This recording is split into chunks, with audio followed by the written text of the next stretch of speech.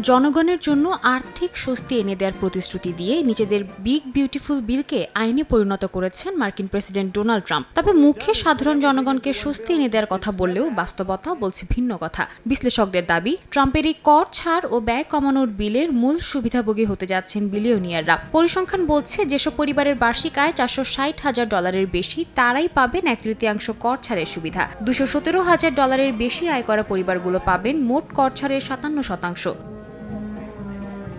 পারিবারিক ভাতা বা চাইল্ড ট্যাক্স ক্রেডিট নিয়ে গুরুত্বপূর্ণ পরিবর্তন এসেছে। বর্তমানে যা $2,000, তা এই বিলে বাড়িয়ে $2,200 করা হয়েছে। যদিও হাউজের আগের সংস্করণে এই হার ছিল $2,500। এই ধারা স্থায়ীভাবে কার্যকর হলে শিশু লালন পালনের খরচ কিছুটা হ্রাস পাবে। পাশাপাশি বিলটি পরিষেবা খাতের কর্মীদের জন্য বকশিশ করমুক্ত করার প্রস্তাব করেছে, অর্থাৎ ওয়েটার বা অন্যান্য পরিষেবা দাতারা বকশিশ বাবদ পাওয়া অর্থের ওপর আর কর দিতে হবে না।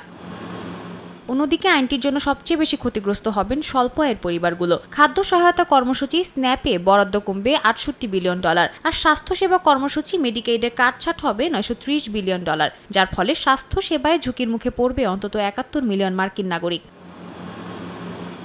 এই বিল ইলেকট্রিক গাড়ি শিল্পকেও এক চ্যালেঞ্জের মুখে ফেলবে। বিলে ইভি বা বৈদ্যুতিক গাড়ির জন্য দেওয়া $7,500 ট্যাক্স ক্রেডিট বাতিলের প্রস্তাব রাখা হয়েছে। এতে বৈদ্যুতিক গাড়ির প্রতি গ্রাহক আগ্রহ কমে যেতে পারে। টেসলার মালিক ইলন মাস্ক এই বিলকে বলেছেন জাতির জন্য ভয়াবহ বিপর্যয়। তিনি দাবি করেছেন, এর ফলে যুক্তরাষ্ট্রে লাখ লাখ চাকরি হারানোর সংখ্যা তৈরি হবে। কংগ্রেশনাল বাজেট অফিসের অনুমান, এই আইনের কারণে জাতীয় ঋণ বেড়ে যাবে $3.3 ট্রিলিয়ন।